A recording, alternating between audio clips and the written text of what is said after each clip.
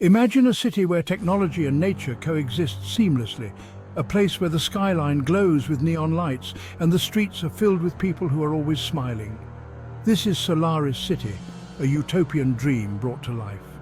But what if I told you that when the sun sets, the city's true nature reveals itself? By day, Solaris City is a marvel of human achievement. Towering skyscrapers made of glass and steel, hover cars zipping through the sky, and lush parks that blend effortlessly with advanced architecture. The air is filled with the hum of futuristic gadgets, and the night sky, oh, the night sky. You can see stars for miles. It's the kind of place where you'd think nothing could go wrong. But as the city winds down and the lights dim, a different story begins to unfold. When most of the inhabitants drift into peaceful slumber, things take a slow and dark turn. Just as we think we drift away, we are awoken in our own dreams. Awoken by a frightening species called the dream snatchers. What are they searching for? Why do they only come into our dreams and turn them into nightmares? There is panic amongst the people, as they just can't prepare themselves while asleep. It has gotten so bad that people are forcing themselves to stay awake, just to avoid these monsters. Nobody wants anything more than to have everyone live in peace and prosperity. But here's the twist. They aren't living on our planet, at least not yet. They are found in people's dreams, inspiring everyone at night. Lucky for this young boy, Atlas, he has a special power. He's a teenager that is able to lucid dream into people's dreams and explore these wonders. But there are different types of these snatchers, and they are just getting started. During the day, the people feel safe, but unfortunately are too sleep deprived to do anything. The real marvel isn't what you encounter in the daylight, but what lies in the darkness when everyone else is asleep, and not one person knows what to do. Some people simply just can't take it anymore.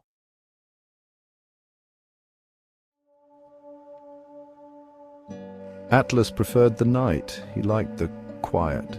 The stillness of the world when everyone else was asleep brought him a sense of peace he couldn't find during the day. The way the stars twinkled above him like tiny beacons of hope in the vast darkness always fascinated him. He'd sit for hours, perched on his rooftop, sketchbook open, charcoal pencil in hand. The world faded away, leaving just him and the stars. He became lost in the constellations, drawing their patterns, memorizing their secrets. Each star had a story, and he wanted to know them all. "I always wore black Atlas," says shyly. "Black jeans, black t-shirt, black hair that fell over my eyes. It was my way of blending in, of not standing out," Atlas says.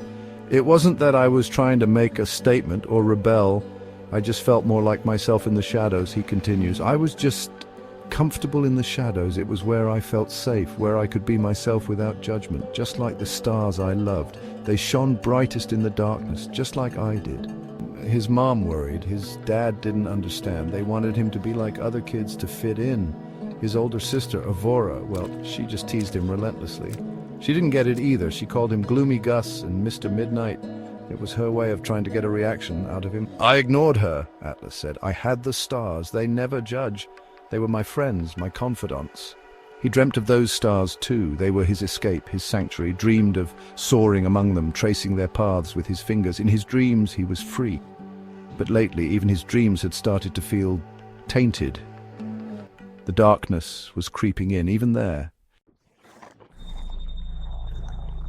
A shadow had fallen over the world, a darkness that seeped into every corner of existence. People were afraid to sleep, their beds becoming battlegrounds against unseen terrors. Dreams, once a source of peace and escape, had become twisted, terrifying landscapes of fear and despair.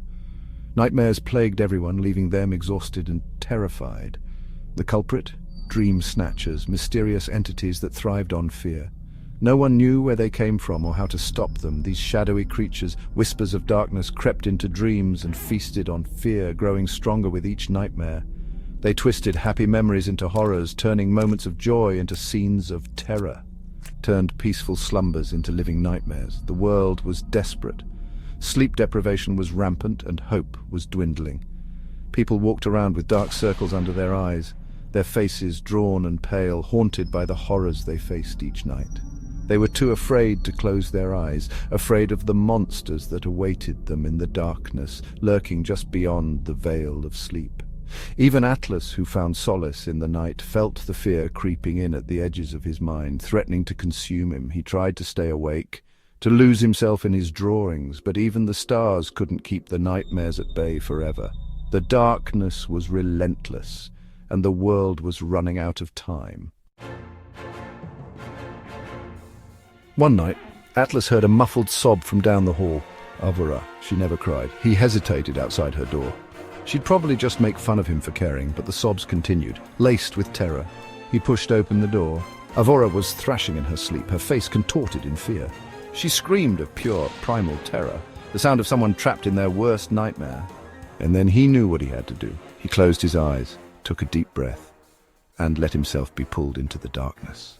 He tumbled through a vortex of colors and emotions, landing with a thud on the cold, hard ground. He was in Avora's dream, and it was a nightmare. He fought and battled with the dream snatchers, and was able to defeat them, using his ability to draw in his sketchbook whatever he wanted, and it would come to life.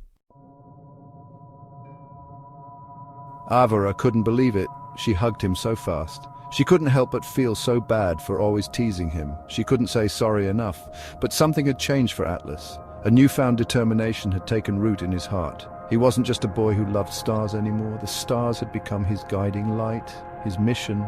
He was a protector, a dream walker. His purpose was clear, and his resolve unwavering. Atlas ended up realizing he has his powers for a reason, to stop these dream snatchers from entering people's dreams. He helped many people on Utopia, slipping into their dreams, battling the dream snatchers with his pencil and sketchbook. Each victory made him stronger. Then he heard about Callista, who he'd secretly worshipped from afar. Her presence was like a warm summer breeze, but he was always too shy to ever talk to her. One day when he saw her at school, he knew something was off.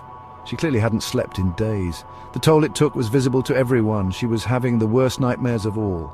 Dark, relentless, and terrifying. Atlas knew he had to help her. He couldn't stand by and watch her suffer. That night, he went by her bedside window, saw she was suffering while asleep, so he closed his eyes and was ready to face whatever awaited. He drove into her nightmare, bracing himself for the horrors that awaited. The darkness enveloped him, but he was prepared. His eyes opened and he was met with dream snatchers of all sizes surrounding him. He was nervous, but stayed calm. He grabbed his sketchbook and started battling, drawing stars to throw at the snatchers. One of the larger snatchers was able to grab him and throw him across the ground. He drew a shield and protected himself to the best of his ability. He then forced his watt through the dream snatchers and drew everything he could think of, from stars to shields to meteors. He threw everything he had at them, and after a long and brutal battle, Atlas came out on top. Callista was in shock. She had no words. She couldn't believe it. She thanked him with a hug, but then asked why of all people he saved her, and how was he able to do it.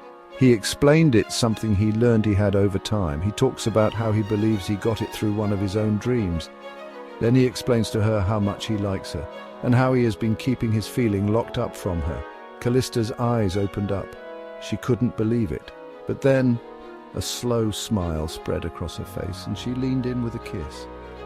It took something so bad to bring Atlas and Callista together. But if it wasn't for the dream snatchers, you could say they wouldn't be together. Callista and Atlas now have each other. He takes her to his favorite spot in the wild to stargaze and draw, and she shows him where she goes to get inspiration for her poems. And whether they are in a field or in the city, they can't help it but to smile at each other and kiss, knowing they finally have each other.